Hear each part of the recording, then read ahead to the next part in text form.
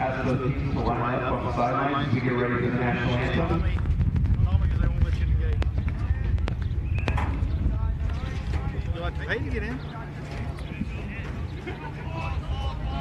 Yeah, you'll see my patrol car, just them right there by the front gate. I'll walk to them. All right.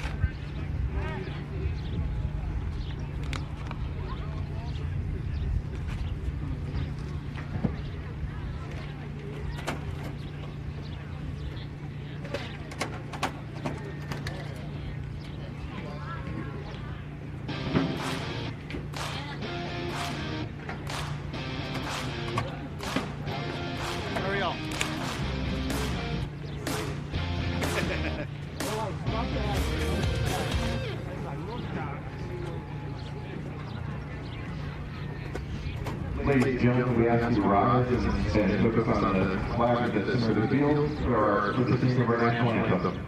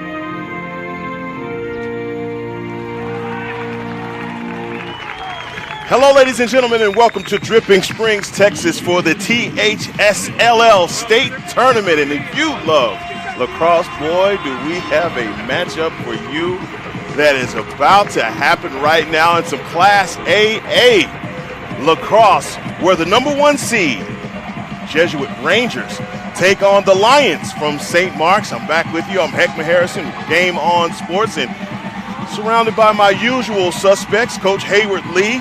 And now we got Brian Montgomery in the booth. So we got a 3-man booth. It's a little packed in here, but hey, we're going to make this thing work.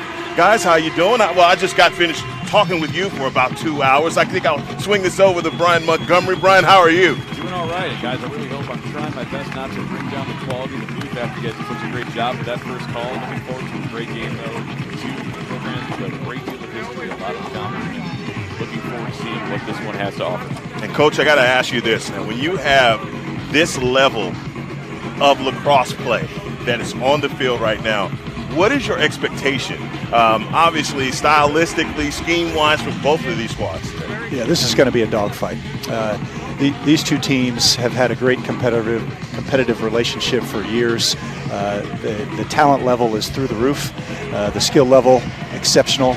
The level of coaching, outstanding. And I think we can all just strap ourselves into our seats and enjoy a wonderful 2.5 hours of lacrosse. And that's exactly what this is going to be. I'm glad that you outlined this, is that these are 2 teams that are very familiar with one another. And they get an opportunity to match up here in Dripping Springs to see who's going to get a berth to go to a state title, as both teams are goalies go to their cages.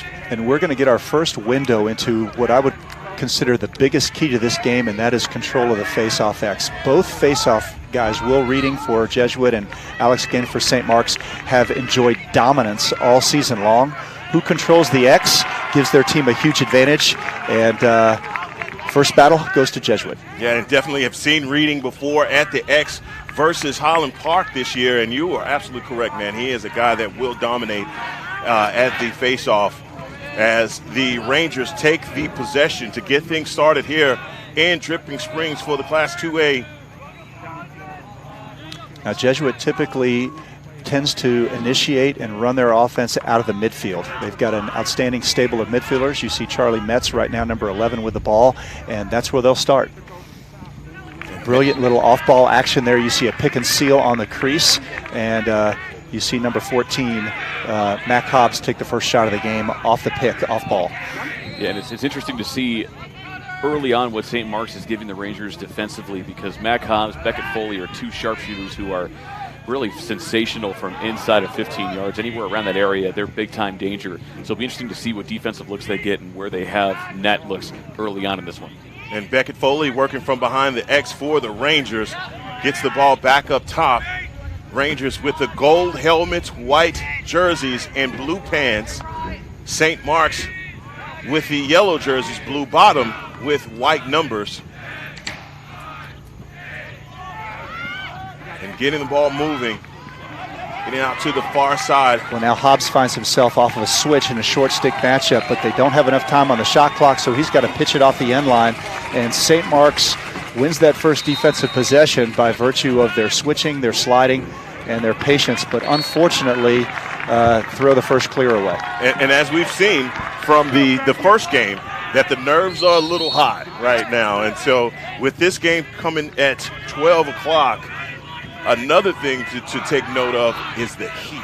Expecting a around 97, 98 degree day today at Dripping Springs, and the humidity is what is really the booger here at Dripping Springs. It is hot. And you can see right there, Metz now getting down the left-hand alley, and St. Mark's does not slide to him at all with a short stick matchup. I think they'd like that one back, as he almost tagged the far pipe. Yeah, Metz is a guy you're definitely going to have to get someone out on if you are the Lions. The Rangers setting up their offense again, beginning of this first quarter with 10-10. Yeah, 2-2-2 action, very standard for Jesuit.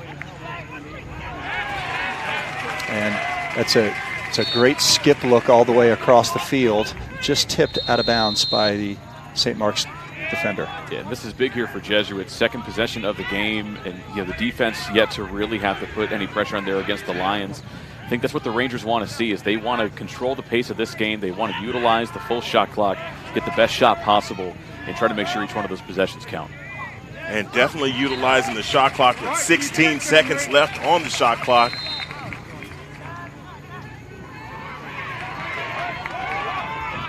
Rangers with the possession, under 10 seconds now on the shot clock. They have to hurry up to not, well, no, they reset it, excuse me.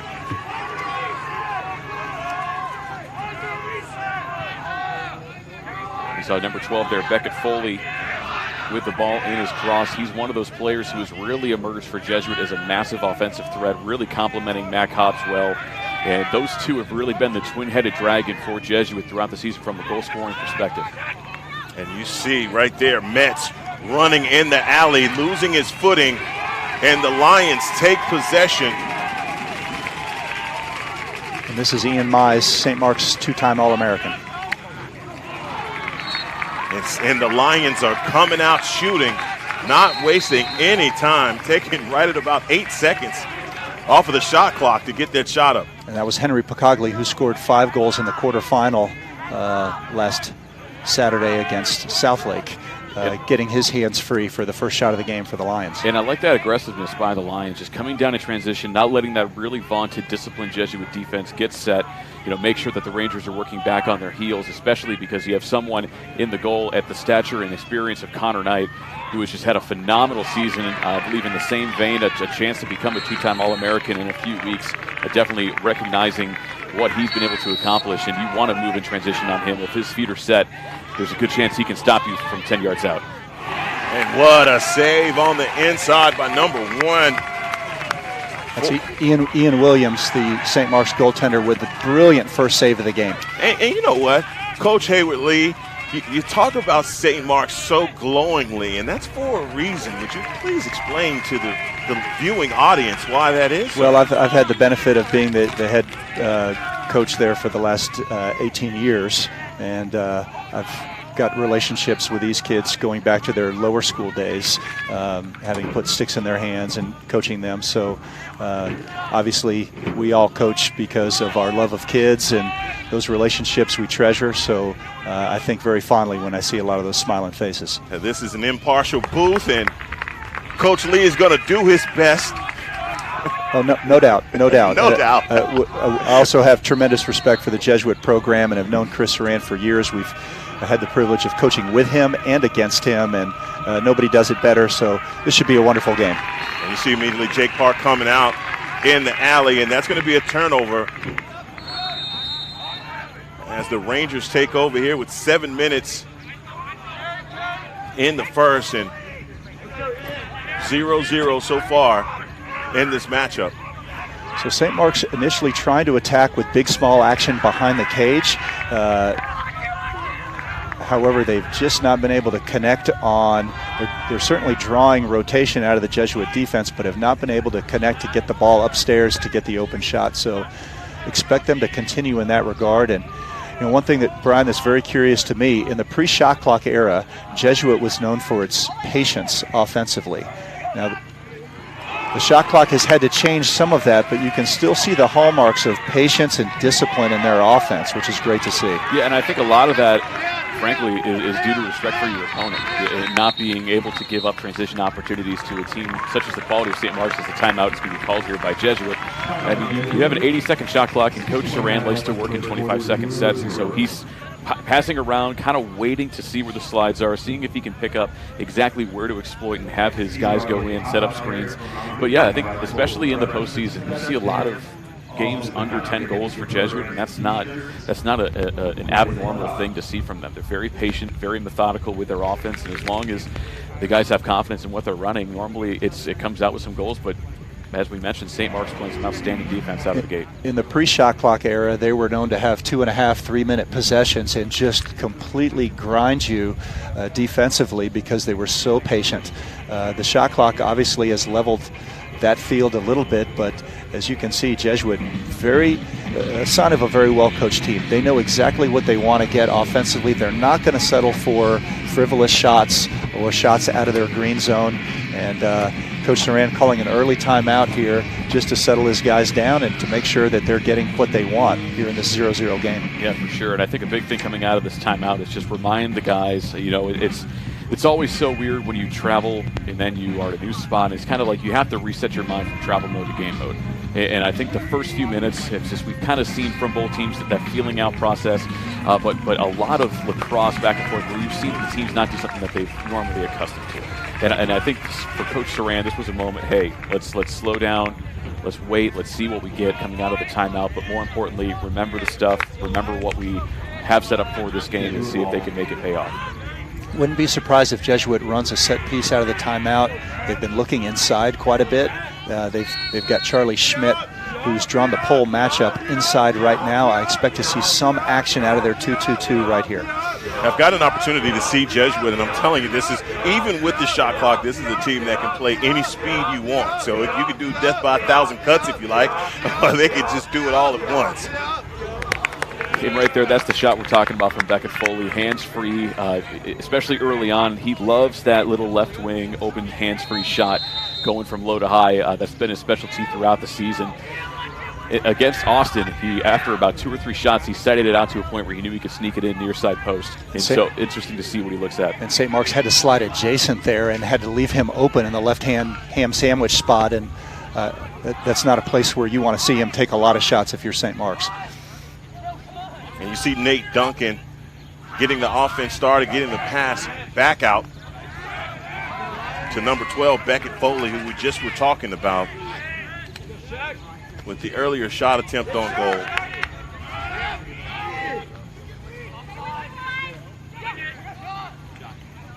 Jesuit going quick. Did a wonderful job of bringing those defenders out to find the... That's a really disciplined offense there. One thing that Jesuit looks to see if you leak at all adjacent from the adjacent defender, and their sticks are so good, they're going to tic-tac-toe the ball around the perimeter and create an open shot as they did right there for number 12, Beckett Foley, who launched that one from land passes. Yeah, land passes is where that went from. And the guy has no consciousness about that shot at all. He's going to take it every time. As finally, the Rangers draw first blood as Charlie Metz with the roller and a score for the Rangers with 5:06 here in the first quarter. He just picked that ball up in the corner off the restart, and one thing St. Mark's has elected to do is play Charlie Schmidt with a pole and play Charlie Metz with a short stick, and Metz saw the matchup that he liked and went right at it, and no help from St. Mark's as he got underneath and dunked it. I would expect Coach Jason Leno and his staff to make an adjustment there and either change the matchup or slide early to him, or Metz may pose some problems for the Lions today. And Reading dominating at the X's. He gets his shot off, and he calls his own number and scrapes the ground as he does it. And just like that, 2 scores back-to-back for the Rangers. 2 faceoffs, 2 wins for Reading, and that one he won 2 himself, and then he's not a small young man. No.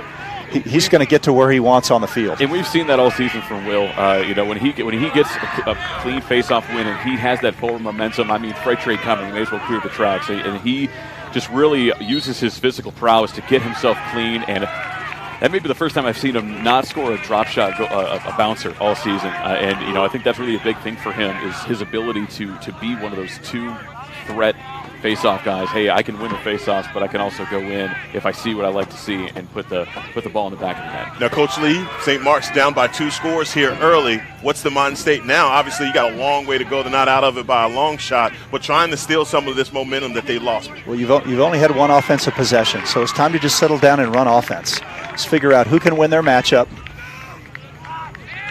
and where you need to attack from. Here St. Mark's is running an open set. We call this Princeton. Little 2-man game action, and there's Henry Boykin, who's coming left-handed off the pick to the middle of the field, and he gets St. Mark's on the board. Yeah, and Henry Boykin making no excuses. He's dancing in the alley, getting to the middle, and he shoots that shot from a lefty and gets the score. And just like that, with 4:13 in the first, St. Mark's is within one. That's a little pairs offensive set. So you see a left-handed pair and a right-handed pair at the top of the field, and two pinch guys at the goal line extended. And there Henry's able to get topside on his man, and no help from Jesuit. And Henry's a guy that can light up the scoreboard. And you can see he's off to a good start today. Some great north-south speed as well, coming in and having that open space on the lane. You could tell that the Ranger Cole was a little bit late to catch up to him, just simply due to how fast he is heading vertical. And that was a nice offensive break from the line. And a terrific save there by Ian Williams on the low-angle shot. And the Lions will have an opportunity to clear here. Yeah, Will Reading with another victory at the X, and may not mean anything right now, but those things start to add up over time as the Lions go back on the attack, and that's for the loose ball scrum. Yeah, Charlie Schmidt with the fantastic stick check and follows it up, but draws the penalty off I believe will be a push play. Now the Lions have a free play here. So one of my pet peeves as a coach is when you have a flag down situation and you have the ball, the shot has got to get on cage.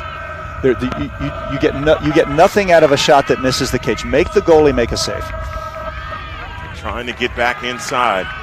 There's a line getting it back out as they've reset their offense, knowing that this ball is going to be blown dead as soon as the shot attempt or goal is in. They will have the advantage.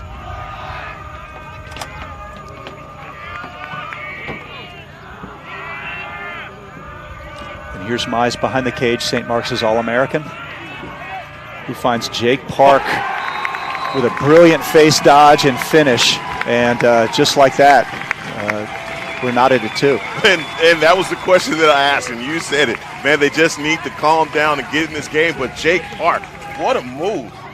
Getting inside for number 22. Well, you can see how much respect that Coach Saran and the Jesuit team have for Mize when he's operating behind the cage. There are 5 other gold helmets turned, paying close attention to him and their help side responsibilities for him. And that allows Jake Park to find a nice little corner of space. And then Jake is a highly skilled player who's headed to Air Force. He's a junior who's headed to Air Force in a year's time. And Jake is able to find the back of the net. And really right there, just a very nice, as we keep saying, it's just patience right now for St. Mark's. That was a very well thought out, executed movement to get some open and to get a hands-free shot at the net. Will Reading calls his number again, and another bouncer for number 21, winning at the X and scoring. What a weapon he is. Yeah, that's his 4th out of 5 face-off victories and his 2nd goal. I would say that he has had a tremendous impact on this game, and we're not even out of the first quarter yet. I mean, in the Austin game, I think he picked up around, I want to say 23 or 24, about 20 face-off wins. But the shooting is a new development here. He's having a phenomenal day in that regard. And he just kick-started another fast break that, unfortunately for Jesuit, the ball went right off the pipe. I'm surprised that St. Mark's has not adjusted the position of their draw side pole to take away Reading's fast break. I would imagine Coach Leno will do that at the quarter because he's been responsible for 2 of Jesuit's 3 goals. Right now setting up on the far side are the Rangers. Getting in close, and that's a shot attempt by Beckett Foley that's wide left of the cage. He might need some ice on that left elbow after all the shots he's taken today. But hey, shooters shoot, and he is a weapon. Working his way back top side is McAllister Hobbs, the Penn State commit. We're all tied up here with 1:41 in the first quarter. And the Rangers, as you pointed out, Brian, being very patient on offense. And as I say, patient who? Patient what? Patient this goal. Well, St. Mark's is sliding adjacent right now, so they're sliding from the next man over. And that's creating some problems for them defensively, because as Jesuit moves the ball, as you can see, the shape of the St. Mark's defense gets tighter and tighter. And so in that situation, Jesuit's able to initiate their dodge only 7 or 8 yards from the goal. So you're not even really required to beat your man, because you're already in scoring range from the moment that you catch the ball and initiate your dodge. St. Mark's is going to have to extend pressure and force the Jesuit kids to initiate their dodge from further out from the goal. And this is a battle absolutely at the X between these two fantastic face-off specialists. And Will Reading does it again, man. This kid has got to have some strong forearms. And boy, what a pass inside to Beckett Foley for the score. As I was trying to give Grayson Kissick some credit, number 44, for the earlier goal. And man, these guys are scoring in bunches. With a minute 13 here in the first, the Jesuit Rangers 5. St. Mark's 2. Wow, that was special. Kickstarting the fast break to the point man. You can see Jesuit so well coached and disciplined about how they set up their L break, and then the point man with the alertness of mind to immediately look diagonally to his lefty pinch guy, and that's just beautiful execution. And of course, I haven't even talked about the outstanding catch and finish. So that's textbook stuff. That's as good a lacrosse as you'll see anywhere in America. And the big thing right now is you look at the components that really created that play. Will Reading at the face-off X, really battling it out in order to even get the clearance on the ball. Passes it to Charles Moran, who has been a part of this program during all 4 years at Jesuit, and he has really broken out as essentially the equivalency of a point guard for the team. And he has a phenomenal feed to Foley, who just is an athlete. And he's able to get himself in a position where he can do a quick shot towards the cage. And I mean, that right there, that's experience along with athleticism and talent, all rolling into just simply a sensational play. And Coach Lee, look, I'm going to lean on you heavily for adjustments, and here we are, right at the end of the quarter. And I heard you say before, if you can get a score at the end of the quarter, it counts like a point and a half. And so if you're St. Mark's, you've got to have your mind wrapped around that concept, because you need to steal some momentum right now. Absolutely, that's a great point. I think first adjustment is I've got to have my draw side pole drop to the defensive end to take away the fast break.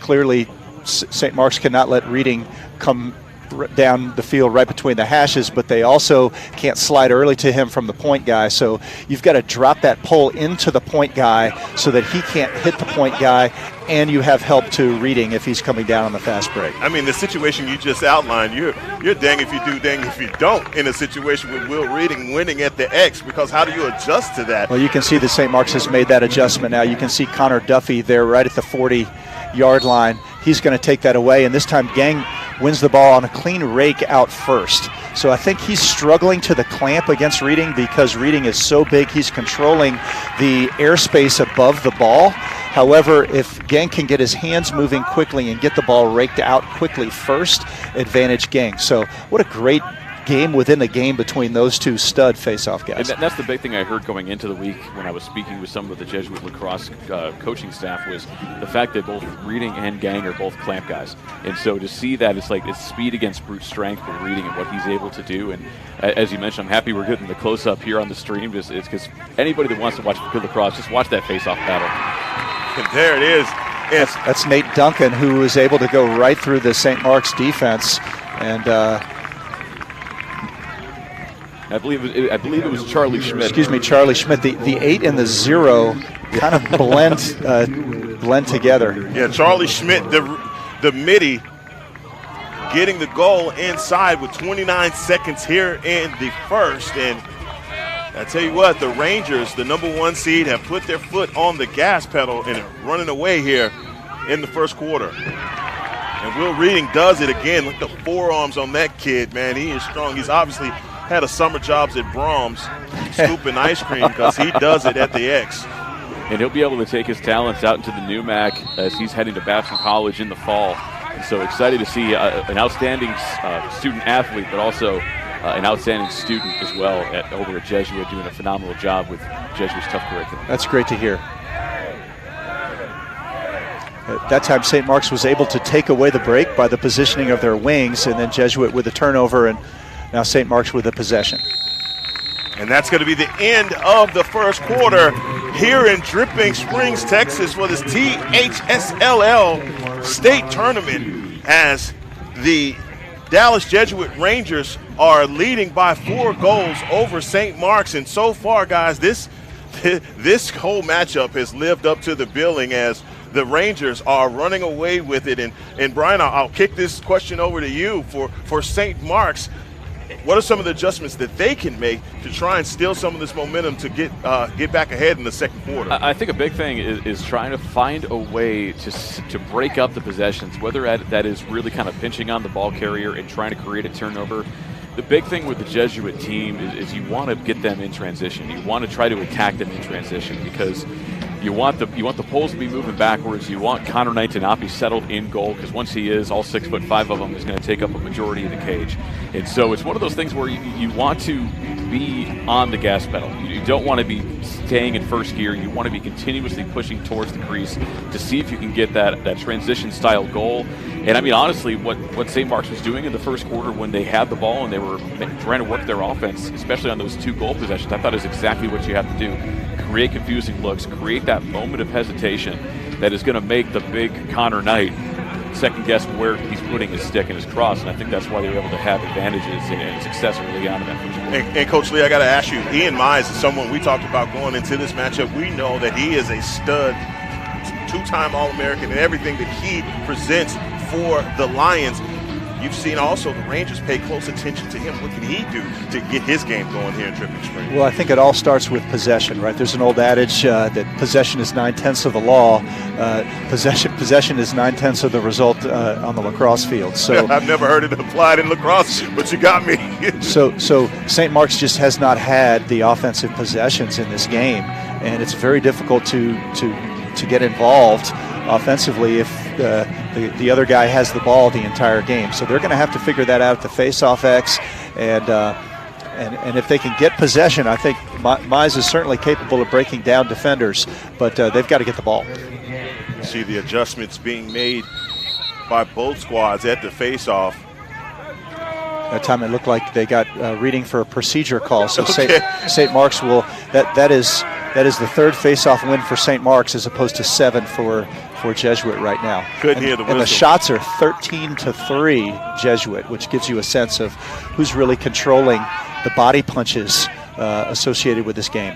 And just like a good heavyweight matchup, that first round has been fierce. Let's see if the Lions are able to settle down and get into their offense.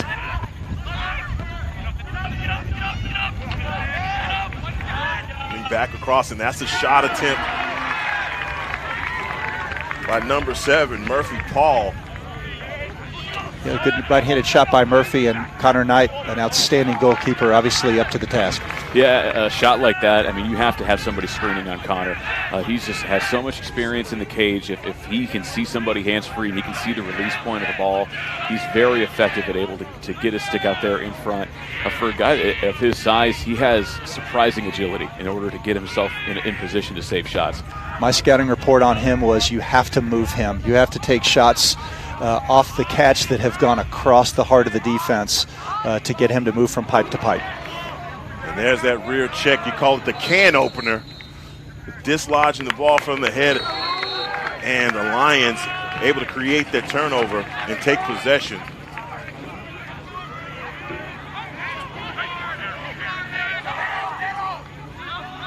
Looking for the clear, and nothing coming easy to St. Mark's right now. As they advance it and set up their offense.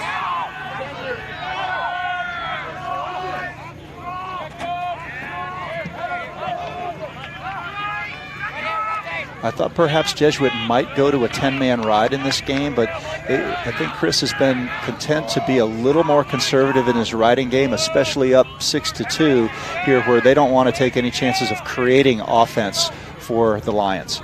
Murphy Paul working in the hub. Getting the ball out with 29 seconds on the shot clock, 9:38 on the game clock.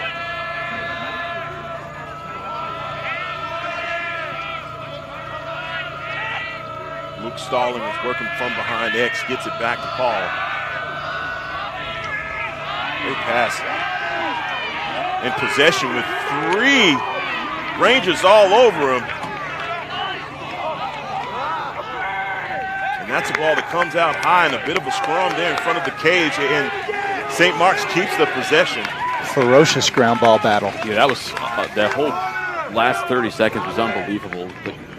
Heading into triple coverage, you have Jackson Fagan, Michael Mathey, and Cooper Tilden really putting on the big-time stick checks, and somehow St. Mark's comes out of it. That was a very gritty play by the Lions. Look at Ian Mize looking for the great, had a great pass, great idea, but just a little low. And a nice job by the Jesuit defense there. Ian takes his man out to the goal line extended wing and gets underneath, but Jesuit very quick to slide and support that matchup. Murphy Paul dancing in the alley. Back down to Mize, making his way back in for the bouncer. And boy, Mize took a shot at the crease. Terrific save by Knight again, who is, you mentioned how quick he was, how quickly he gets down, he gets the head of his stick down to his toes there to protect the 5-hole from Ian. It may be one of the things that I find most impressive about Knight is I think I've seen him make more kick saves and saves with his body than any goalie I've seen really at any level. He is someone who will absolutely sell out for a save and make sure that his team gets possession back. And that's really been a key reason why he has such a prominent leadership role on the team and why he's really been the bedrock for last year's state title run and this year's run thus far. Okay. And not the first great goalie that Chris Saran has had at Jesuit. The latest in a long line of terrific goalies. He does a great job training his goaltenders. Absolutely. We think about Luke Milliken, who's doing a phenomenal job moving into the starting role at Jacksonville University. Holy moly! Somebody, please! Yeah, I think they waved that one off. I didn't see what the call on the field was. They got Jesuit for a moving pick there as Hobbs got a little bit of an advantage going down the left-hand alley. A beautiful left-handed sidearm shot from the right-handed Hobbs, showing his versatility as a shooter, but the goal waved off. Man, what about the window he shot that into? That's unfortunate because that was highlight reel worthy. The shot from McAllister Hobbs waved off in 6:58 in the second.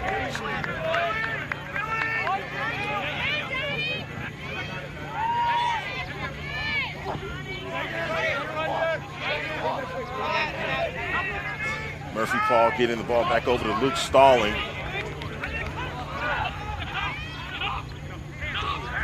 See the Lions moving a little bit quicker here on offense. St. Mark's looking to attack the short stick matchups. Right now, Murphy Paul and Luke Stallings. Stallings able to draw a slide and get the Jesuit defense moving, but they recovered well. That's a good job by number 3, Jackson Fagan. Yeah, he was very, very calm on that. He did not bite on the quick turn. He stayed steady. He kept his feet planted, and that's what resulted in that stick check, and now the Rangers with the ball back in transition. 6:07 on the game clock. The Rangers with possession in a 4-point lead. Lucky to have that previous shot by McAllister Hobbs waved off.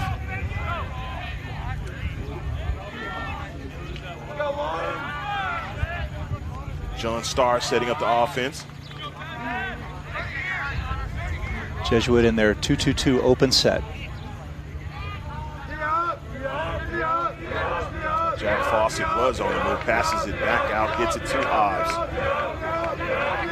Looking for the cutter in front of the cage, and boy, that pass not able to get there in time. St. Mark's lucky to have that one back. Yeah, that's a good offensive set there. They ran the alley pick and then threw it forward and then threw it back to the picker. Unfortunately, it looked like he stepped in the crease off that cut, so turned it over to St. Mark's, who promptly has turned it right back over to Jesuit, and looks like we got a timeout on the field. Yeah, that play, the turnover happening because Charles Moran climbing the ladder to grab that ball off the clear attempt.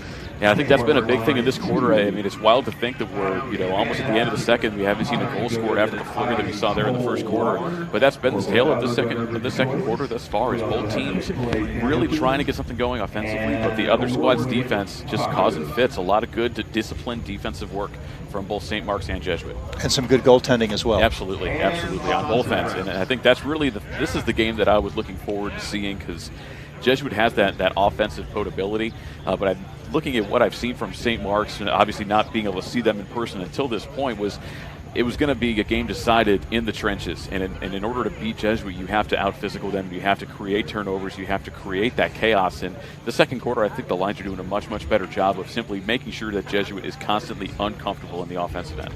I would say that so far, the game is going much more the way Jesuit would have envisioned than the way St. Mark's. And you can see that evident, number one, in the volume of possession time that Jesuit has had the luxury of having, largely created to Will Reading and his dominance at the faceoff X, and then Jesuit's patience offensively. But secondly, the Jesuit midfielders have had a little bit easier time breaking down the St. Mark's defense than St. Mark's has been able to break down Jesuit. So we'll see if that continues. I want to thank you all for joining us here on Game On Sports for the THSLL State Tournament. And boy, with 5:07 on the game clock, man, and you guys have pretty much outlined this entire game schematically on how both of these teams can continue to, either if you're the Rangers, lead, or if you're St. Mark's, try to dig yourself out of this hole that you've dug in the first half. And as the Rangers have the possession, as play resumes here in Dripping Springs. Once again, Jesuit 2-2-2. Full slate of lacrosse for you here on Game On Sports in Dripping Springs. And boy, that one was one that almost rolled into the cage. The Rangers have the possession again.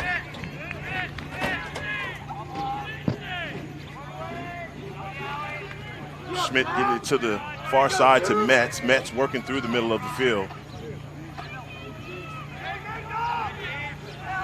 Trying to split the double team is number 8 for the Rangers. And in the middle of the field, they find number 14 wide open.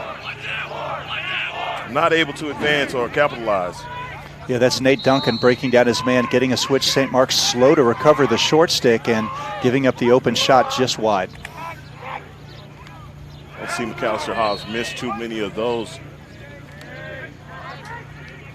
4:16 here in the second. I was happy those last two shots. I'm happy they have the soccer net there in the background. Also have to fix a hole in the fencing back behind the scoreboard. Both of those screaming off the cross. That last one deflected. A good stick check by St. Mark's off the release from Duncan. Especially the one from Hobbs. That was a laser. They've got 4 seconds on the shot clock. And this is another shot clock violation. I'm glad you can read that shot clock. Your eyes are better than mine. I'll tell you what, man, these SLR lenses, they work for me, man. I tell you, I can't go anywhere without them. And I'm looking through the reader portion of it. So I will tell you, that's a distance. And that's the defense for the Rangers. Coming through is number 12. Gets the pass, and what a pass and score. Boy, that was pretty. Really pretty. That's Beckett Foley with the pickup, and then unselfishly looking to his pole, and what a handle and finish there. Wonderful job by the Rangers. Couldn't have done it any better with 3:34 here in the second. The Rangers up by 5 and just taking advantage of all the miscues from the Lions. Well, it's hard enough when you play a team of Jesuits' quality and you're on the south end at the face-off X, but when you get possession out of your defensive end, you have to clear it. Second chance opportunities will prove lethal in this game. And the Lions able to get a victory there at the X, and here they are with the possession.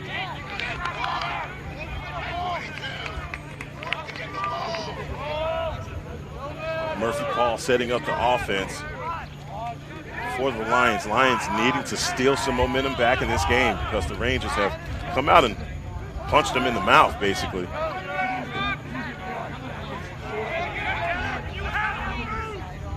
Murphy Paul working across the defense. And this is the guy you need to get going if you're St. Mark's. There's Ian Mize coming off a pick, getting to the middle of the field.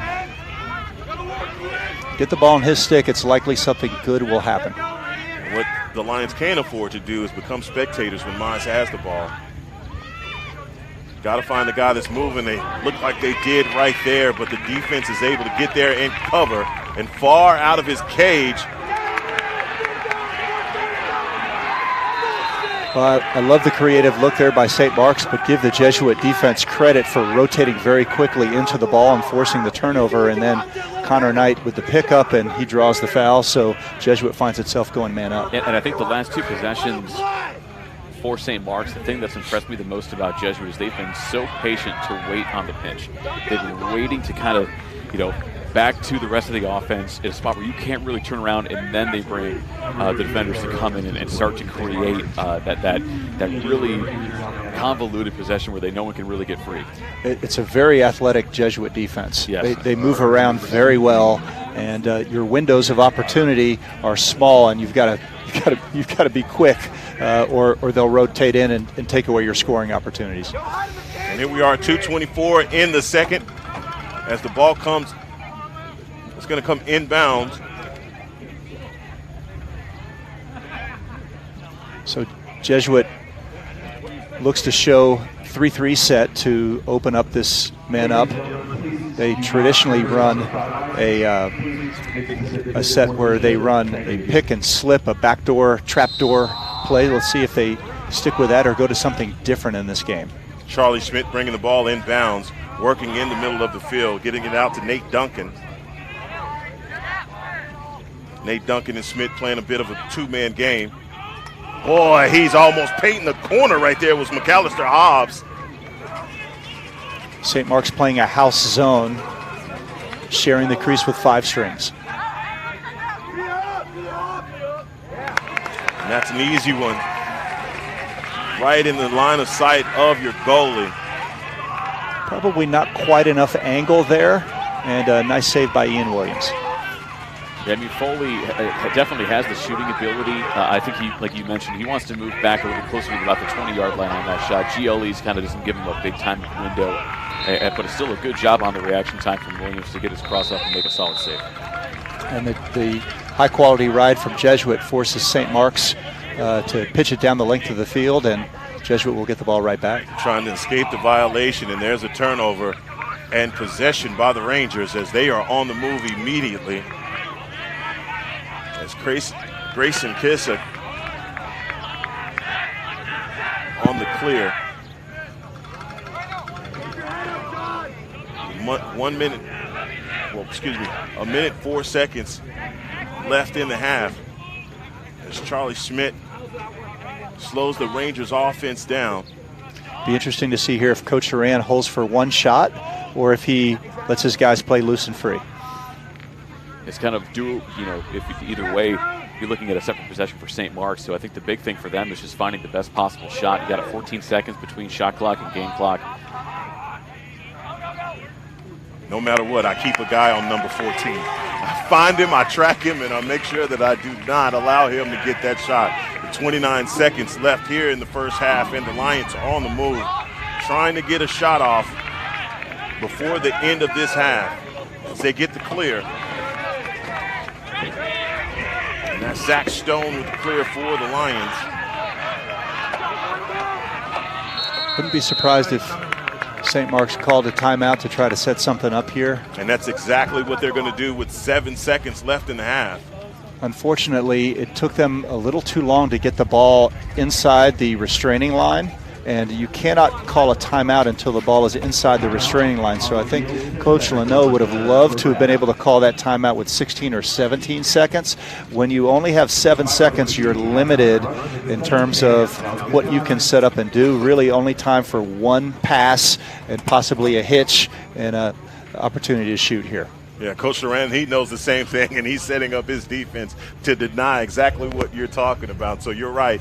They put 3 more seconds there, so they have 10 seconds here to deal with is St. Mark's. And I'll be interested to see the defensive look that Jesuit gives out of this timeout. And I think the big thing for the Rangers in this one is, hey, if we don't obviously want to give up a goal in this possession, but we especially don't want to give one up in close proximity tonight. If it's a phenomenal shot from distance and they sight it out properly and they have a screener in front of Knight, then okay, we'll go home with that. But to give a team momentum heading into halftime, you don't want to give a shot that's going to be one that will be incredibly fun to see, but also very, very talented from a schematic standpoint to have St. Mark's go into halftime saying, hey, look, we just did that. We can compete with this team I think the Rangers just want to keep harnessing their momentum in this last 10 seconds. Well said, Brian, because a goal at the end of a quarter I've always felt is like a goal and a half because of the momentum that you take in. So Jesuit staying with their man-to-man and applying pressure to the ball. Mize picking up the ball from St. Mark's, drawing an adjacent slide, and unfortunately, ball just going wide for St. Mark's. Yeah, ball ricochets off of a player, and that's going to leave a mark. With 2 seconds left in the half.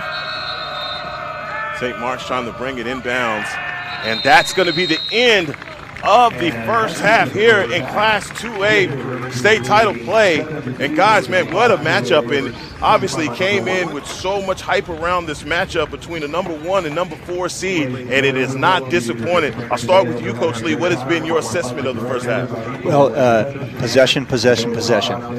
So really my 2 keys going into this game were, number 1, who was going to control the face-off X, and number 2, what was going to happen in the riding and clearing game. And right now you see Jesuit with some degree of dominance at the face-off X, giving them a huge possession advantage. And then you see some fail clears from St. Mark's and some quality riding from Jesuit, giving them extended and additional possessions. And right now, St. Mark's is going to have to get into halftime and figure out a way to even out the time of possession advantage. And if you're Coach Saran and Jesuit, you're very, very pleased with how that's gone. It's gone right according to game plan, and you just want to continue those possessional body punches and ultimately let your guys go to work. And Brian, give me your assessment of the first half. Yeah, I think the big thing right now for Coach Saran is, coming out of halftime, you're going to see something that he works on with these guys all season, and that is working in patience with the lead and utilizing this shot clock game that we're into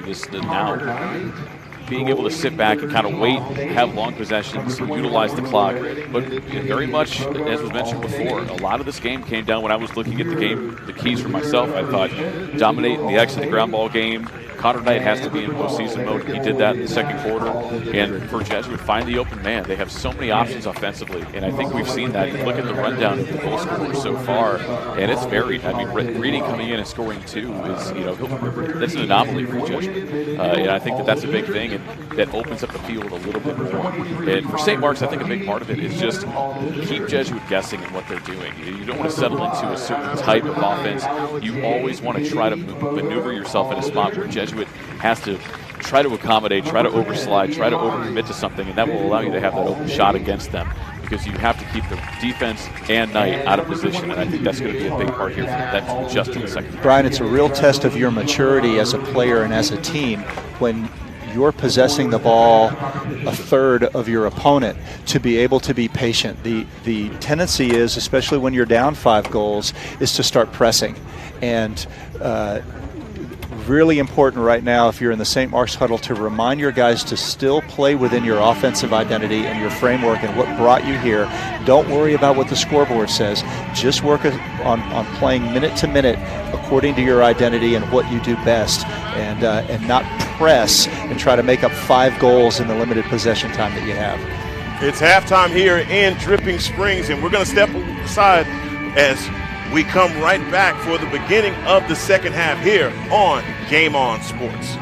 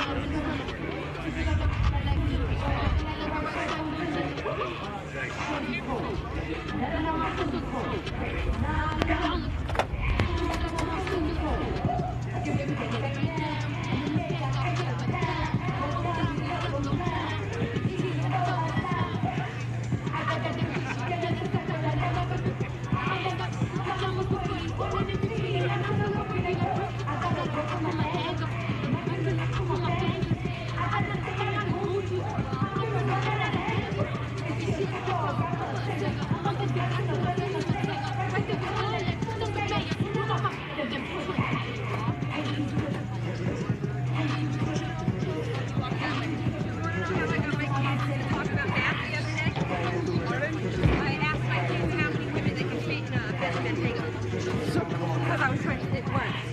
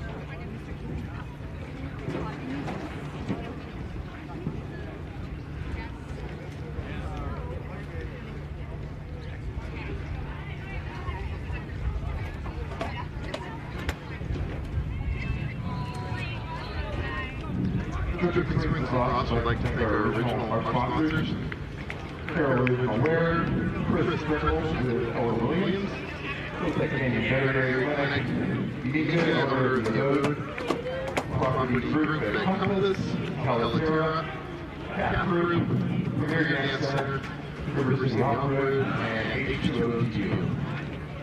Again, ladies and gentlemen, please be respectful of the referees, players, coaches, refrain from cursing. Thank you.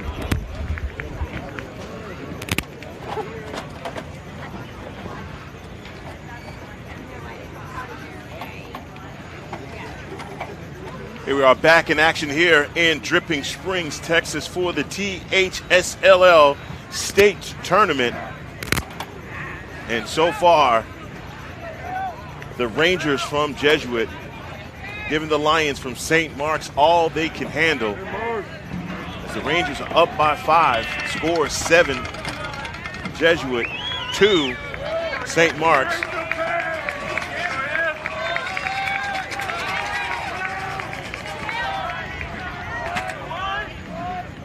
Both players back down at the X.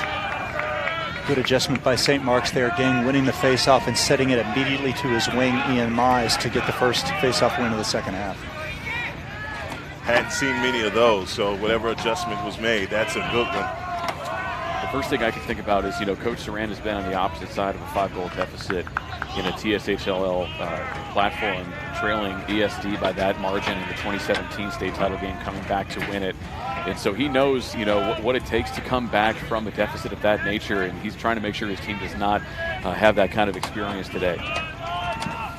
Can't blame him for that, especially when you have the experience. But one of the things that I would point out to our viewing audience is that the temperature is definitely rising here in Dripping Springs, as the temperature now at 94 degrees. And boy, the heat that's coming off of that turf is probably affecting both of these squads. So look for the attrition to be something that plays into this match. St. Mark's initially attacking with Big Small behind the cage. Here's Henry Picagli, the St. Mark's attackman, who Jesuit is playing with a short stick. So they're what we call double polling up in the midfield to cover Mize and Boykin with long sticks. Picagli with the previous shot. That's a bouncer in the middle of the field, and that's a great save. Clean save on a high bounce shot, not easy to do. Pass from Reading. Back over to number 14, McAllister Hobbs, and number 14 has the green light out here. And one of Hobbs' specialties is that turnaround shot, kind of making that spin and ripping it. And, eventually he's right there with the sighting it down. You can tell he's sent a couple of those over the crossbar. He's just trying to get that extra little touch, that little extra finesse to curl it to where he wants it to go. Man, it looks like a Superman punch coming off his stick.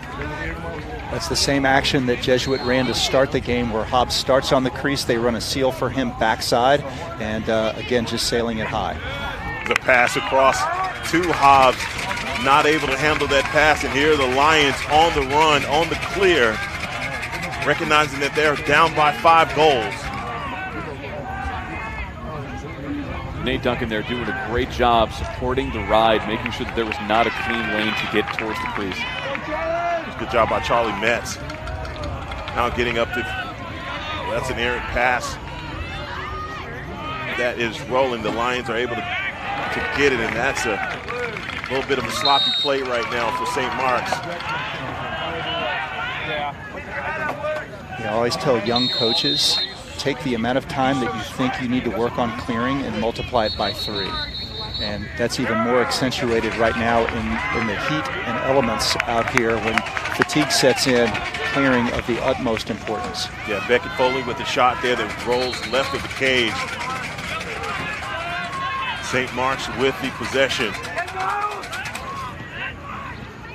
And on the clear. Niles Harvey for St. Mark's with a nice job clearing that ball.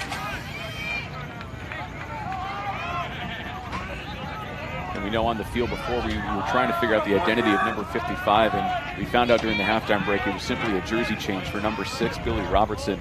Normally one of the top long poles here for the team. Normally wears 6, but flipped over to 55 for today's game. Wearing the double nickel is Robertson. You must have heard me. Fooled everyone. That was Luke Stallings turning the corner for St. Mark's, getting a nice opportunity, but again, Connor Knight up up to the task with a nice save. Jackson Fagan on the clear for the Rangers are there as they are back in business on offense. 8:23 in the third.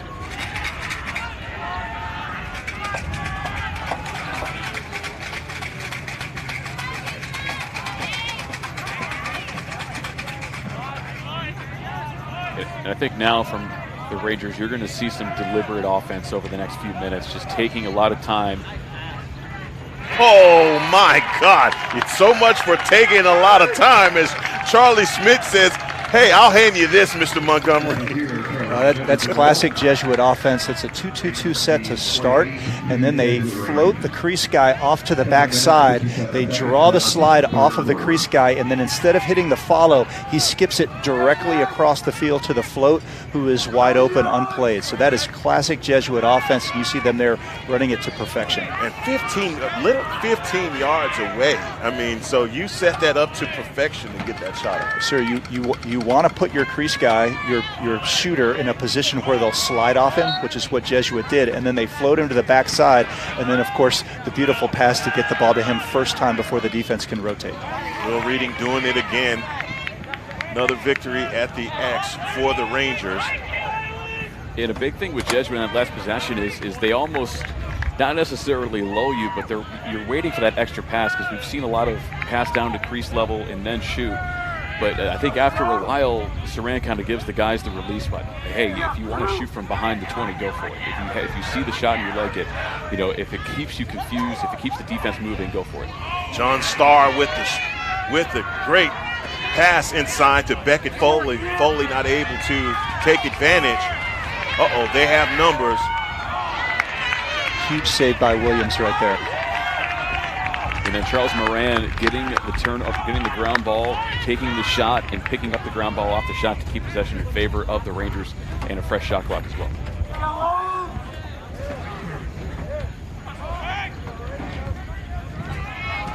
Rangers on the move on offense, and that's another save at the feet of your goalie. I think Matt Hobbs has hit the post at least definitely twice today.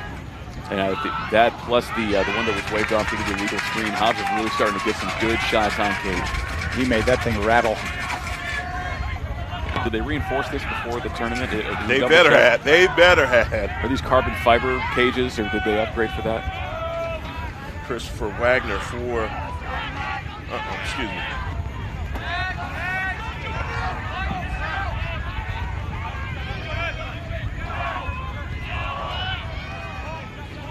Murphy Paul setting up the offense for the Lions, getting it back over to the far side.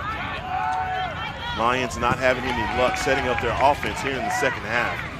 And we've seen a lot from Jesuit, having a lot of different members of the defensive core out doing work. Right now I see Sam Emery, number 20, Jack Emery, excuse me, really trying to make an impact.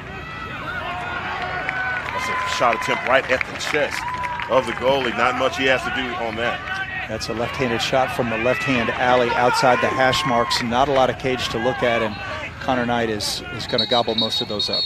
I think even for me there, he takes the shot off the chest and then immediately just reaches out and just snags it. No big deal. Like just that quick movement on the stick in order to get the ball and move the Rangers in transition. That's just a very experienced and quick goalkeeper there for the Rangers. Yeah, that's an early timeout call, to thank God for that chest plate, because I'm telling you, with the velocity that those balls are coming in at, man, you got to have something in between you and Ed. You just get the sense right now, if you look at the two offenses, you've got the Jesuit offense that is currently operating very much within their rhythm, within their overall philosophy that's gotten them here all year. You have St. Mark's offense, which is playing a little bit outside itself. You've got guys taking shots in the first few seconds of the possession. We're not getting the ball to move, and just a little bit out of rhythm for the St. Mark's offense. They're going to need to settle down here.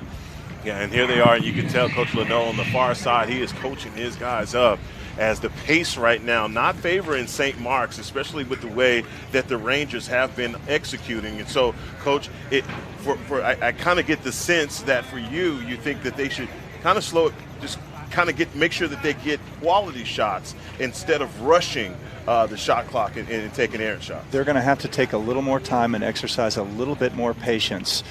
What they're clearly able to do is get the Jesuit defense to move and support and slide. So they're going to create some scoring opportunities, and they've certainly got the skill level to do that. But if they play first guy that touches the ball, gets to dodge and shoot, that's going to play right into Connor Knight's hands because he sees the ball really well. You've got to get him moving from pipe to pipe and that Jesuit defense to play on a carousel before you can really get a great opportunity to score. 5:35 left here in the third. Both teams come back onto the field.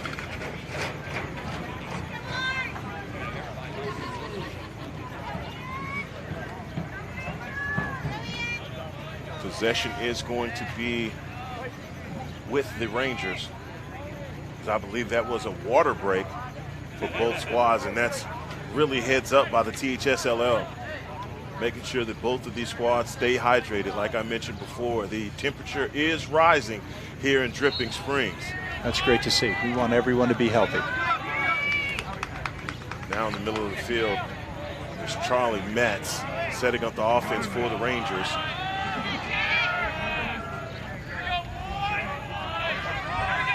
Advancing on the hashes, and that pass is going to go back across the midfield.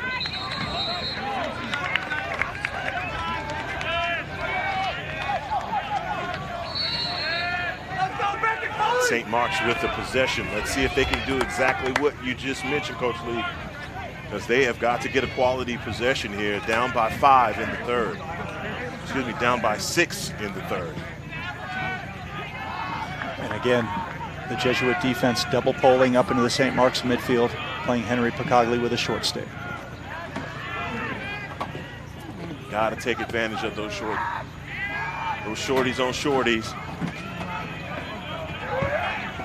And the guy you just mentioned, here he is, standing at the hash mark and gets the score with 4:34 in the third, and that's the score that St. Mark's leading. He's a special shooter, and right there, his defensive matchup just gave him a little too much space, leaking top down at Jason on the roll, and we were able to find Henry, and Henry put the ball right in the corner. And the thing that's most impressive is the positioning of the shot. I mean, for Connor Knight, we've seen what he can do with a cross down low. That was right at the mid part of the bicep. So hard to bring your stick up to try to compensate for that area. Kind of the soft spot of where you want to shoot on the goal. It's just a phenomenal shot. And possession goes to St. Mark's. Maybe a procedure penalty on reading. I believe that's a second in the game. Here's Murphy Paul in the middle of working the middle of the field. The Lions trying to run Jake Park and attackman in at midfield to see if they can get an advantage, but Jesuit, very astute defensively, made sure that he still got the pole matchup. Yeah, Jack Emery with a good job facing up on the defender, not giving him any space to pass with comfort. Working from behind the X, and they get a shot off from top side. Just another nice heads-up move there from Connor Knight, sighting the ball. You know, you don't want to give it, still a skip a little bit ahead of the crease, but still no chance. Make sure he gets the stick on it, moves it up and over, out of bounds. Charlie Moran with the shot there. Goes out of bounds. Possession's going to stay with the Lions. Excuse me, I said Charlie Moran. That's the wrong roster.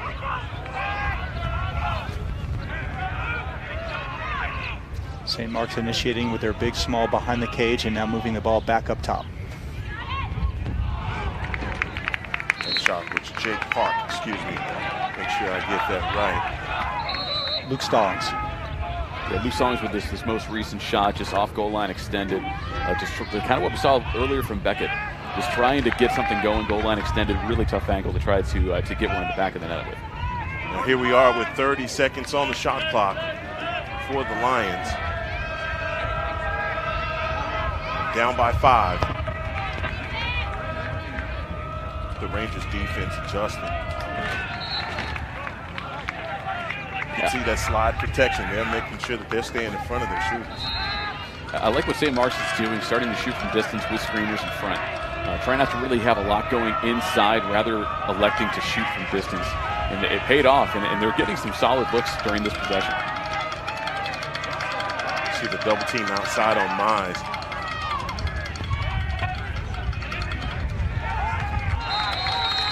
And a shot clock violation off the loose ball.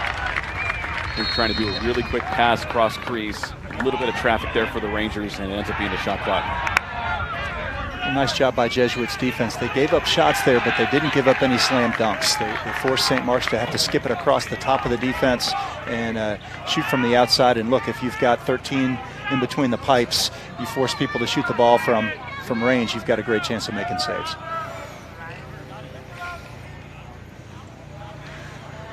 Jesuit setting up their offense from the far side, and that's Charlie Metz for the Rangers.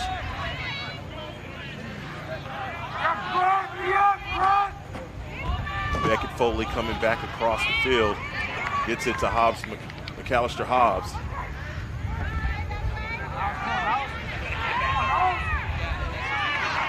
Boy, and that's a shot in close. That might be the save of the game right there. That was be. a phenomenal save on the doorstep. Number 7 trying to work his way back top side, gets it out to Metz.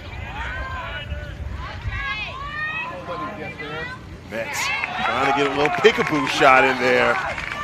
Not fooling anyone. Not much angle, but he hit it off the pipe, so that gets Jesuit a fresh reset on the shot clock. Reminded me a lot of his first goal of the game when he came off the reset, came underneath, and then shot and scored. Kind of that really quick, as you mentioned, peekaboo quick shot. There it is, and that's another point-blank range save. Wow. Ian Williams really standing on his head with 2 terrific saves off inside cuts and doing a great job keeping St. Mark's in it. Brilliant ball stopping by the junior netminder for St. Mark's. So we've got a call, and that's going to keep the possession this way for the Rangers. With a fresh shot clock, so this possession will, if the Rangers would like to, they can expire the third quarter with this possession. Trying to make a move inside was Nate Duncan. Nate Duncan finds it. Fernandez right at the crease, but Fernandez thinks better of it, brings it out. 18 seconds on the play clock. He's going to reset the shot clock. Never mind that, and there it is. Charlie Metz. Taking the contact, great feed from Duncan to the point.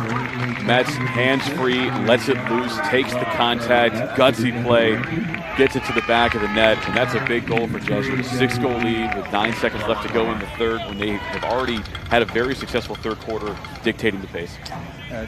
A high volume of shots in that possession and some brilliant saves from Williams, but off the pipe caught St. Mark's defense in a little bit of a loose ball scramble, and Jesuit able to find the open man stepping in, and that's just too good of a look.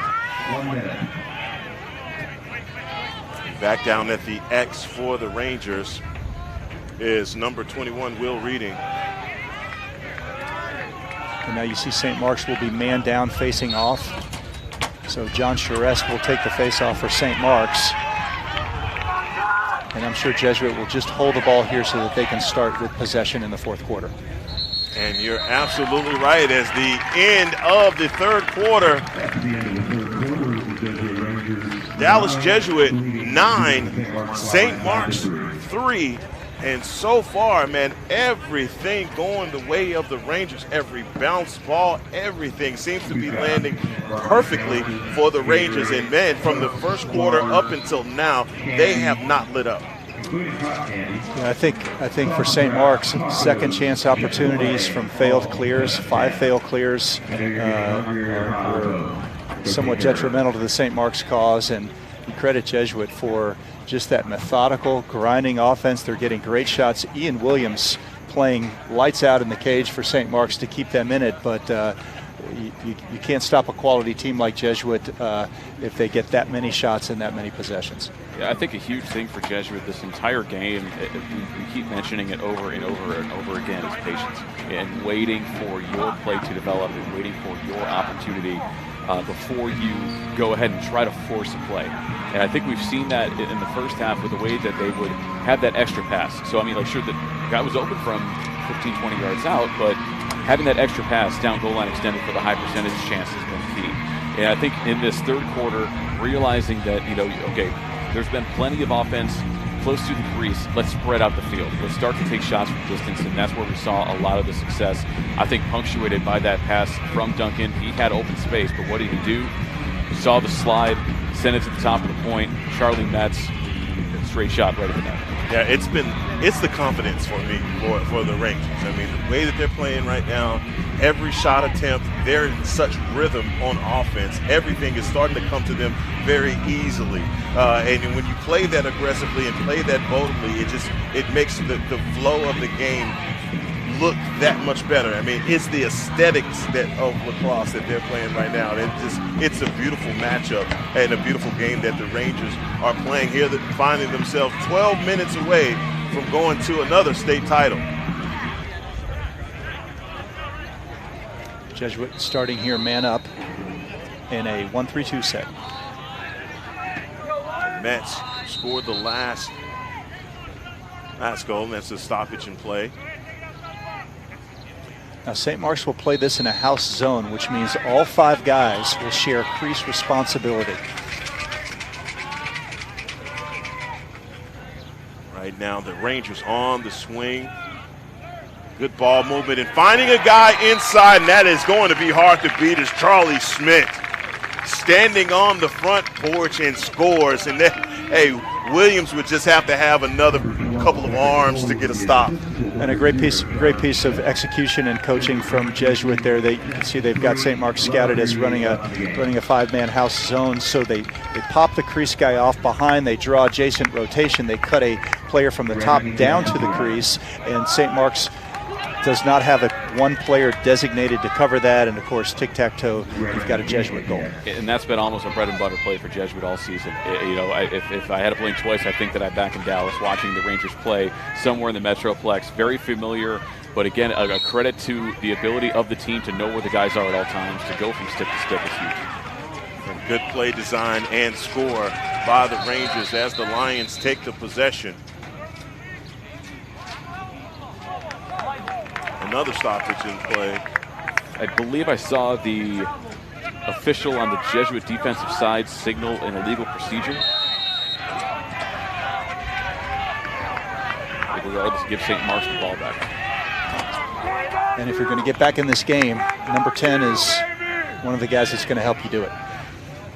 Mines hasn't been as effective today, and it's been the Jesuit defense that's paid close attention to number 10. He has had several Rangers draped all over him. They know who the playmakers are in yellow. And at number 47, Tyler Gaslin for the Rangers is a massive impact player. You don't say his name a lot because he takes out the guy he's defending. That's a score.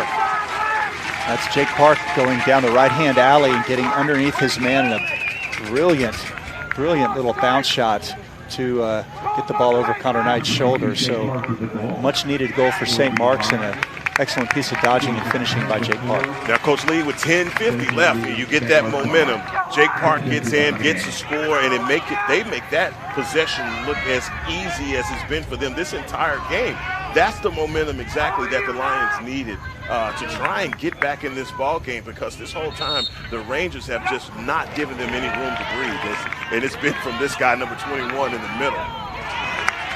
And what was fascinating there for me off that clamp, I think that for St. Mark's, Gang thought that he had it. He was heading towards the crease. He was booking it. Turns around and Redding has the ball heading towards the goal for St. Mark's. Yeah, you have to. I saw the same thing, and I thought to myself, well, maybe he just doesn't recognize he doesn't have the ball. And something told him he did. Will Reading is a magician now at the X.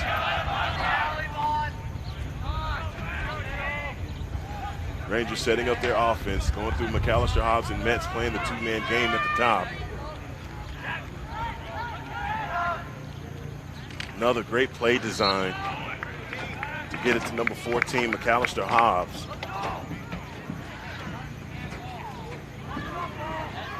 The ball gets so quickly from the alley dodge to X and back up the backside. When you're playing Jesuit, one of the things you have to consider is, am I going to press out or deny that look forward and make Jesuit have to get the ball to the backside a different way?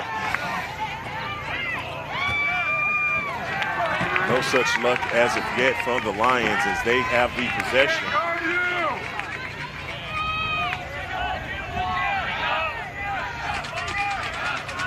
I think for Jesuit right now, especially, coming off of a goal by St. Mark's and now they have the ball back, just stay patient, stay grounded, and make sure that you're not giving up an extra opportunity. You're not overcommitting. You're not trying to bite or do something, try to play hero ball. Just sit back, stay grounded, and let the defense and let your preparation and scouting speak for itself.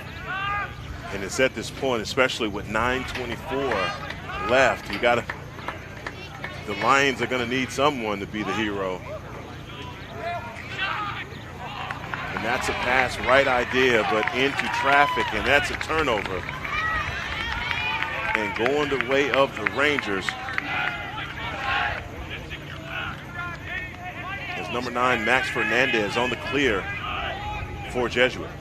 St. Mark's drew the adjacent slide there, but probably need to exercise just a tad more patience before looking inside. A couple more passes and something a little better might have been available. Jesuit doing a great job collapsing the middle. Rangers with good ball movement coming back across the middle as McAllister Hobbs trying to bring the defense with him.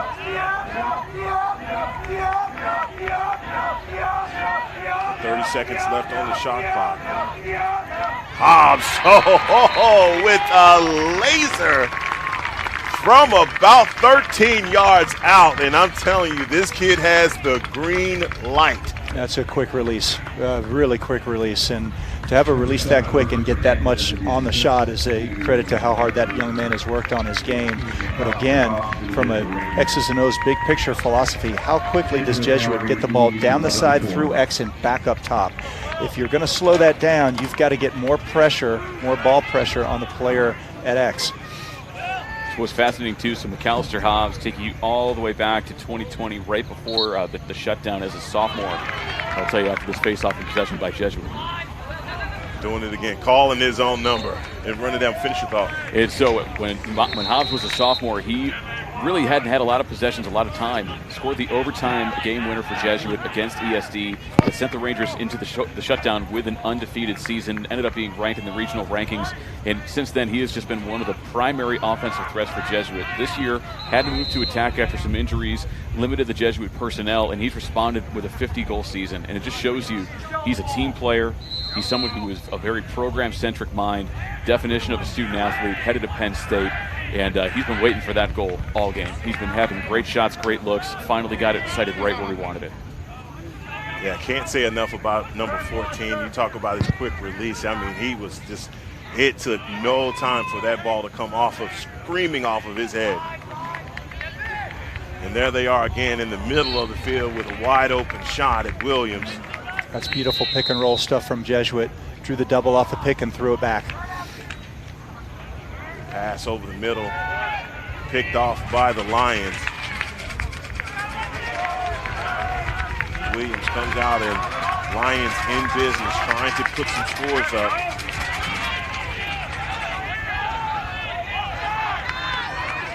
Now down by 7. And that's going to be a turnover.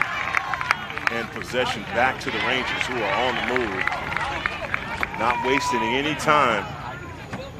And look at that, McAllister Hobbs, it doesn't get any easier than that. The unselfish play of the Rangers just taking over right now. You can see the difference in energy between the two teams right now, and that was just a brilliant sequence of ball movement and unselfish play and quality goal from the Jesuit Rangers. And I think we saw that in the second quarter and in the fourth quarter, just that fast-moving, knowing where the man is at all times, having confidence in your teammates, and that's when you get really nice, beautiful set play, just transition play goals like that. Just a lot of it comes from teamwork, a lot of it comes from the camaraderie in the team. I get a sense right now, clearly, that the depth of the Jesuit team is having an effect on this game, that heat has perhaps had a little greater effect on the St. Mark's players. The concentration perhaps not quite there, and Jesuit's concentration clearly on its A game. Yeah, you have to have laser focus, especially in heat like this, and so it just makes you human. And both teams are dealing with it, but you're right, the depth right now of the Jesuit Rangers starting to take over in this matchup.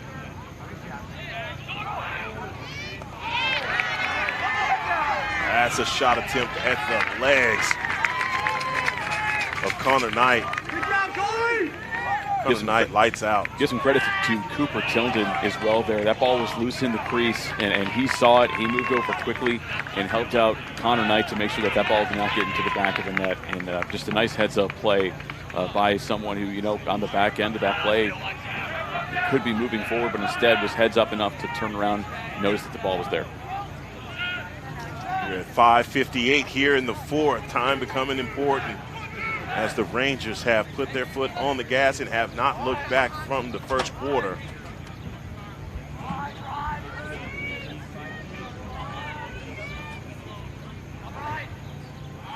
Coming back inside is number 44, Grayson Kissick. That's a turnover. St. Mark's advances. Gets the clear, setting up their offense.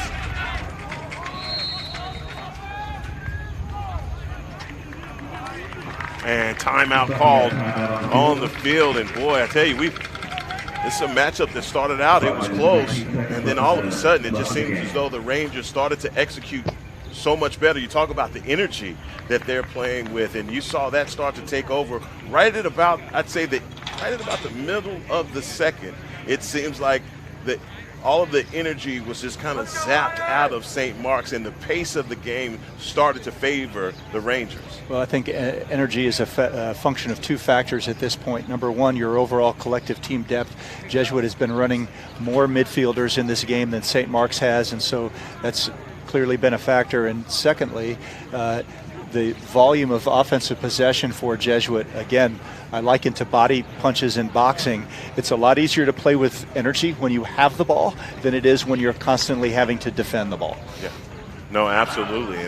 And taking another one from boxing, hit the body and the head will die. And so here we are in the fourth, and someone's head is a little bit woozy. If you're in yellow, the Lions have tried to respond, but nothing has worked up until this point, and we're at 5:19 in the fourth. I'm Heckma Harrison with Game On Sports, joined up here in the booth by Coach Lee and Brian Montgomery. And guys, this has been everything for us. And number 1 seed and number 4 seed has lived up to the billing, but obviously Jesuit doing everything right now. And this is going to be all day. You think this matchup is something? We have another one right after this, so it is lacrosse overload here in Dripping Springs. Where else would you rather be than right here, right now, this beautiful Mother's Day weekend, watching this great game? I'm in the right place, up here with you guys, and play resumes with 5:09 here in the fourth. St. Mark's just looking to make it respectable, and that's a great check. That's a great look. St. Mark's running their open pair set, getting Luke Stallings to the middle of the field, drawing the double team, throwing back to the picker, Murphy Paul, who just unfortunately wasn't able to handle the pass, but I love the offensive look for St. Mark's. And that drive to the crease resulted also in a loose ball push, hence the retained possession and fresh 80. Luke Stalling and Murphy Paul with the two-man game on the near side. Working it back down behind the X. Now the Lions with some ball movement. Gets it to Ian Mize. And that's a shot that's going to go behind the goal and out of bounds and stay with the Lions.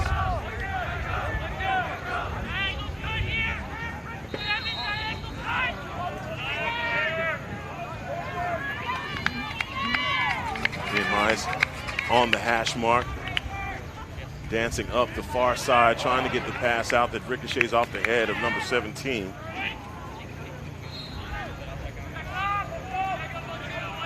Another possession for the Lions.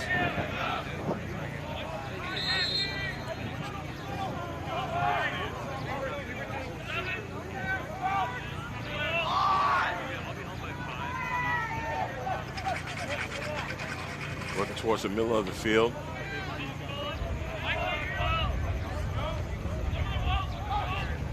And that's a shot attempt and a goal by Henry Boykin.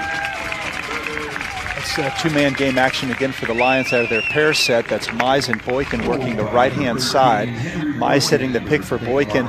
Jesuit reluctant to help off of Mize because of his talent and reputation, so that allows Boykin to turn the corner. And of course, Henry Boykin, one of the best finishers in the state, with an outstanding shot to beat Knight. I was almost impressed by his lateral movement and how controlled his upper body state and how stable he was when he turned that shot around. That was a very high-level lacrosse, intellectual, physical play from him. I thought it was very impressive. It says a lot about who Ian Mize is if you're up by 8 scores and you still want to keep guys defending on number 10. Robertson with a stick check ground ball.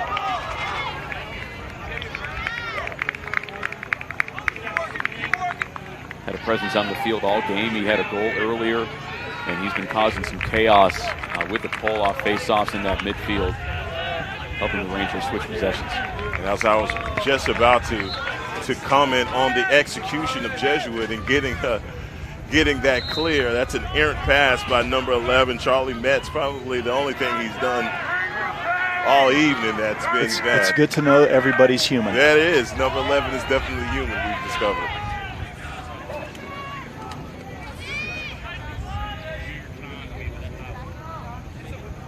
And 3:15 here in the fourth. And St. Mark's setting up their offense. Down by 7 goals.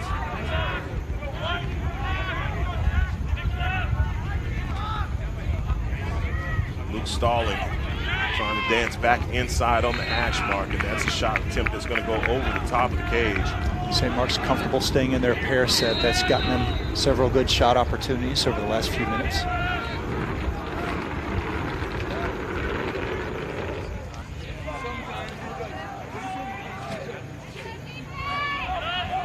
Trying to get to the middle of the field, trying to get another shot off is Henry Boykin.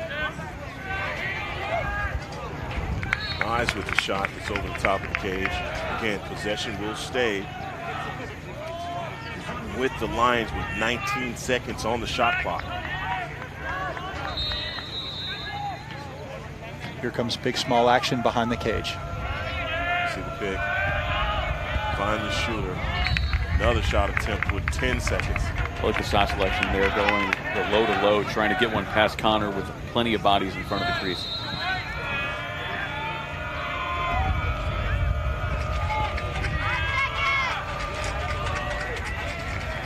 We've seen more shot attempts on goal in this one stanza from the Lions and probably in the entire game.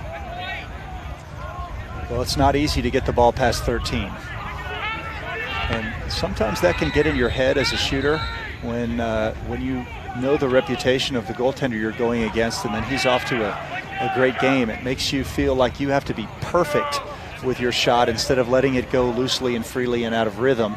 And credit to Connor Knight and his abilities in between the pipes. Yeah, perfectly stated, Coach. You're absolutely right, Coach.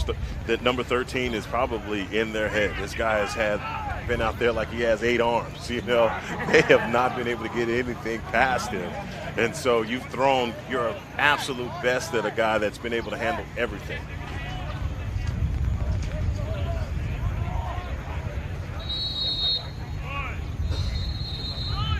And that's going to be a shot clock violation. So St. Mark's will need to get into a 10-man ride here with 2 minutes left, down 7 goals. So you can see they've pulled the goaltender out and they've extended pressure all the way down to the field.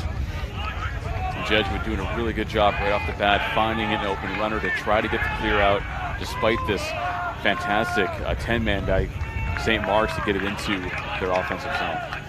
The equivalent of a full court press. And easily broken by the Rangers. I get a sense they see that quite a bit in practice. Yes, I think a lot of it, Saran is a huge proponent of making sure that these guys practice game-type scenarios as much as possible so that at a stage like this, they're ready for it. On the inside. Getting it to Williams, and Williams gets himself out of trouble. Tries the long pass, and good pass and wide open shot on Williams. It's number 13, Henry Boykin again. That's his third goal. With the goal for the St. Mark's Lions.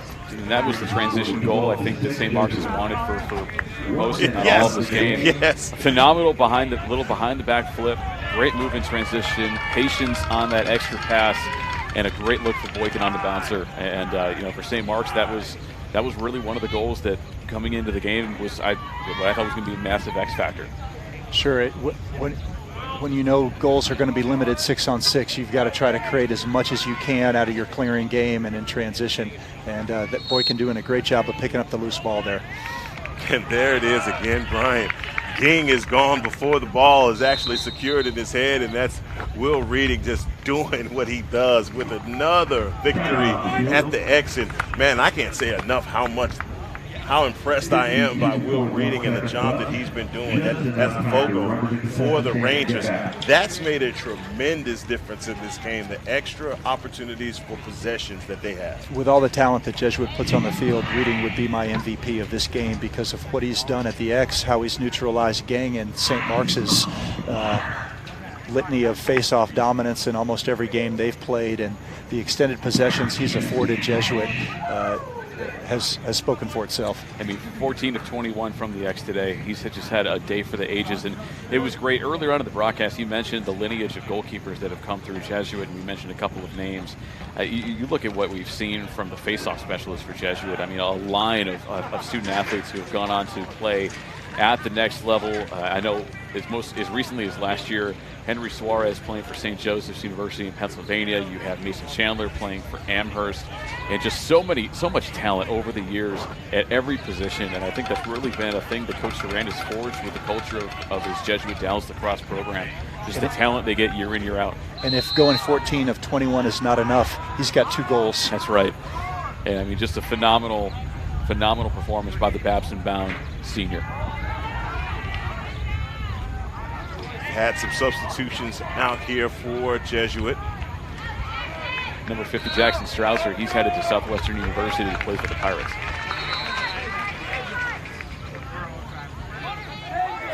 .33 seconds left here in the fourth.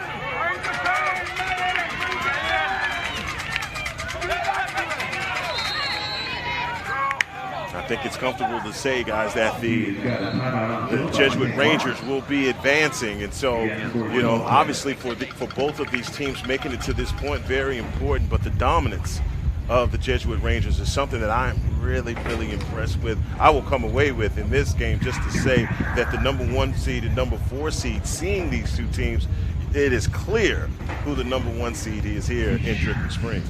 Sure, Brian, you've had the opportunity to see these guys all year long, and they weren't the number 1 seed by accident. This is a complete team, from the face-off X to the goaltending to the defensive unit to a bunch of skilled, talented, athletic guys on offense. Really not a weak link to this team, and of course exceptionally well coached by Coach Duran and his staff. And I think something about this team that really needs to be mentioned is the fact that the cornerstone is a wide and talented group of seniors that have all made an impact in their own individual way. I believe it's 16 seniors on this team, 12 or 16 seniors. And when you have that kind of leadership and you have them at impact positions such as the face-off X, McAllister Hobbs in the attack, Tyler Gasm on the back line, and then Connor Knight in goal, when you have that level of experience, Charlie Metz moving in transition as well as all the rest of the members of the senior class, that it means something. It provides the team with that comfort to know that, hey, our leadership backbone is strong. And, we can go ahead and we know that we have a team that can compete, and we have a team that's full of talent, but most importantly, we have a team that is forged by the brotherhood the Jesuit promotes so well within their programs. And I think this team is really an identifier of that. Jesuit's gone to zone off the timeout with just a few seconds left in the game. The 2 shorts playing low. And Coach Lee, if I could just ask you about St. Mark's and the season that they've had up until this point. Obviously disappointing for them to come here to Dripping Springs and get the loss, but obviously a successful season in itself for the Lions. A brilliant season for the Lions, and this season coming off of last year where St. Mark's did not graduate a single senior last year. The entire team was made up of underclassmen, and the experience that they accrued over the course of the 2021 season certainly paid off, and a bunch of guys committed to working very hard and played great lacrosse all year long, and eventually, I think it's clear, just ran into a team that is playing at a higher level, and there's no shame in that. At this, when you get to a state Final Four, you've got a lot to be proud of, and I think the St. Mark's coaching staff and the players should hold their head high on a job well done, and congratulations to Coach Jesuit and the Rangers on their victory, and best of luck in the finals. Yeah, both of these teams, like you said, nothing to hang your head about. Getting here is the accomplishment. Obviously not what you wanted to do as far as losing, but at the same time, look, just getting here is no one does this for consolation prizes, but this is a consolation prize for the Lions getting this far, and we're going to step aside. This is going to be we're going to step aside for another game after this one here in the THSLL state tournament on Game On Sports. And please, if you're in front of your devices, which most of us are, please follow Game On Sports on Instagram, Facebook, and on Twitter. All the information you need, all things college, all things high school, lacrosse, baseball, basketball, and football on Game On Sports. It is our pleasure to be here with you as representing the THSLL as a broadcasting booth and as a company. So we'll be right back with you guys for the beginning of the third game here in Dripping Springs.